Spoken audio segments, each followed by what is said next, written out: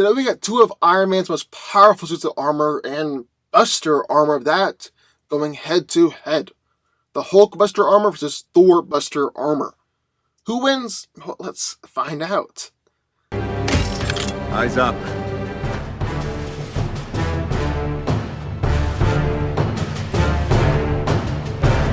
Stay sharp.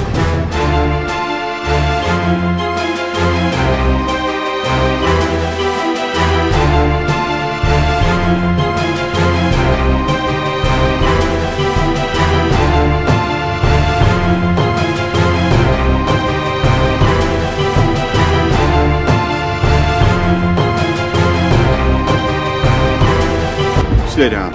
Final warning. I could do this all day. As the name implies, the Hulkbuster is a specific variant of the Iron Man armor that's designed to fight against and subdue the Hulk.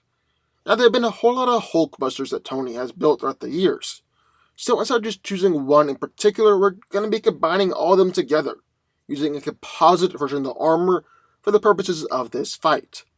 Now, being designed to fight against and take down the Hulk, the Hulkbuster armor is obviously superhumanly strong, being upgraded from magno-hydraulic pseudo-musculature. It's actually strong enough to effortlessly take down Avengers like Luke Cage, Ms. Marvel, and She-Hulk. Probably most impressively, the Hulkbuster armor was even able to battle against World War Hulk in one-on-one combat, who is easily one of the strongest versions of the Hulk that we've ever seen. It was plowing through Earth's heroes like they were nothing. It's also got to be superhumanly durable in order to fight against the green Goliath, and is built with an impact-resistant carbon composite plating. It even comes with an anchoring system in order to protect it from attacks. But the Hulkbuster armor isn't just superhumanly strong and durable. It's also got a large assortment of weapons built into it.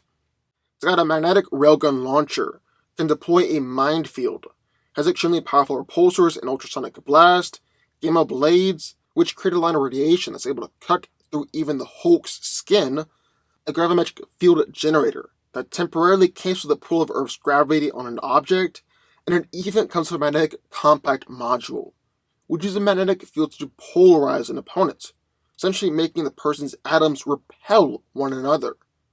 That's what we got in one corner, one of Iron Man's most iconic suits of armor, and definitely his most iconic Buster armor, Hulkbuster. But entering the ring, again, one of his more iconic Buster armors, the Thorbuster.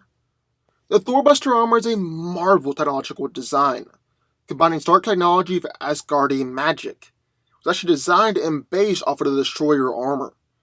Some time ago, Thor entrusted Tony Stark with an Asgardian crystal, so that he could study the immense energy inside and hopes to create a safer, cleaner energy source for the planet Earth.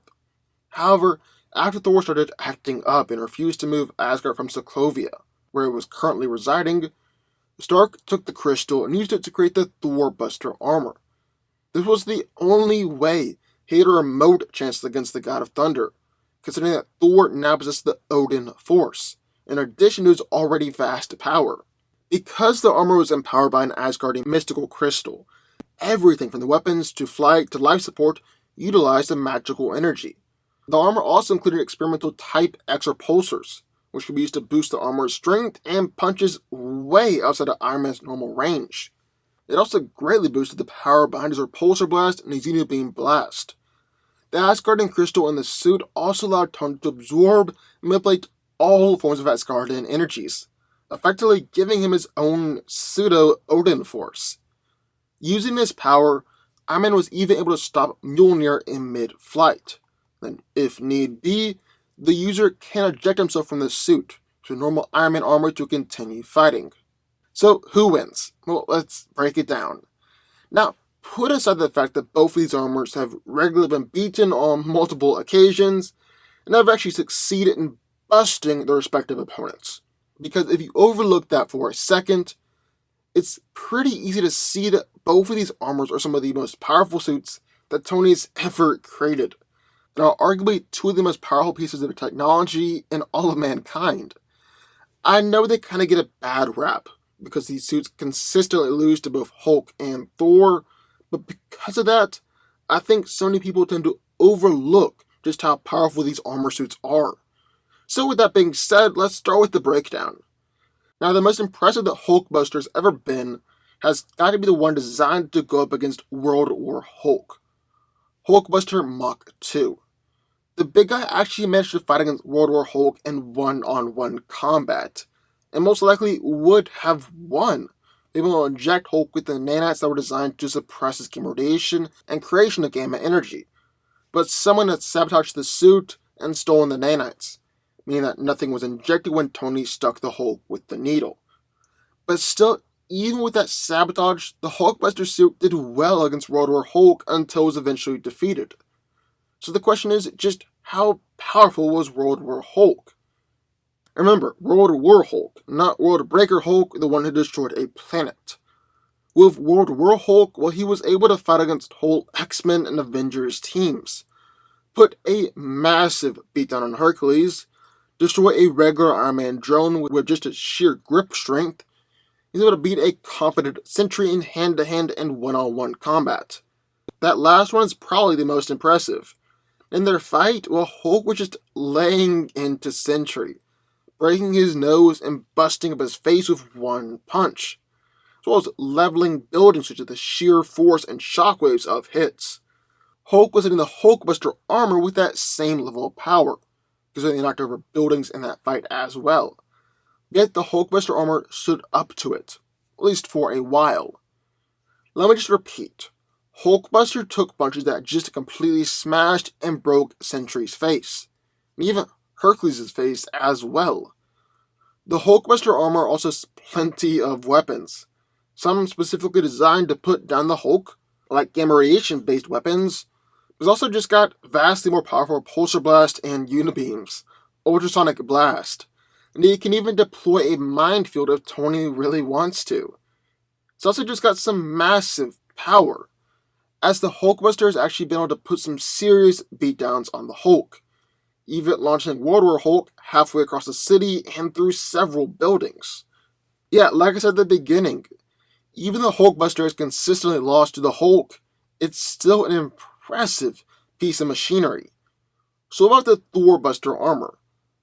Well, for starters, it's also an impressive piece of tech, being able to take blows from Thor and attacks on the God of Thunder in return. And on top of that, when Tony built the Thorbuster armor, he did so combining Stark tech and Asgardian magic. Now this is important and kinda crucial for the fight for two reasons. One, while Stark tech and the arc reactor are powerful and a great energy source, Asgardian magic is better, and it's going to empower the armor for longer and at a higher degree. How do I know that the Asgardian magic is better than the arc reactor and Tony's tech? Simple. Before Tony built Thorbuster, he was trying to create an energy source out of that same Asgardian crystal, instead using his own tech and energy sources. Secondly, and probably more importantly, because of that crystal, the Thorbuster suit is able to absorb, manipulate, and project all forms of Asgardian energy. So when Thor told Tony he was about to feel the power of Thor, Iron just replied and said that he already had. The armor is actually powered and enhanced by the same enchantment that gives Mjolnir its strength and power, which is honestly just kinda insane. Then, kind of the nail in the coffin. The Thorbuster suit didn't just fight against Thor, which would already be impressive enough, but King Thor, otherwise known as Odin Force Thor. And that means that his power is enhanced and increased 10, 100, possibly even 1,000 times over. In fact, you could argue that King Thor actually surpasses Odin himself when it comes to durability and destructive power, fighting against beings like the In-Betweener and putting a hole through Captain America's shield. Now, don't get me wrong, Odin on the whole is still more powerful than King Thor. That's mostly because of his experience with the Odin Force and his red warping and manipulation abilities. However, in this fight, well, King Thor was trading blows with the Thorbuster armor. And considering just how powerful Odin Force Thor is, that's much more impressive than Hulkbuster trading blows with World War Hulk. That's kind of the ultimate thing here. Even though both of the Buster armors lost to respective opponents, Thorbuster fought against someone a whole lot more powerful than Hulkbuster, even the strongest Hulkbuster armor we've ever seen. And because of that, I gotta give this one to the Thorbuster armor. It's just on a whole other level than the Hulkbuster. Thorbuster wins. But what do y'all think? I would love to hear your thoughts. Sign off in the comments down below. Also, be sure to hit that like button, the subscribe button, and turn on notifications, join the FanCo army. And I will see you all next time.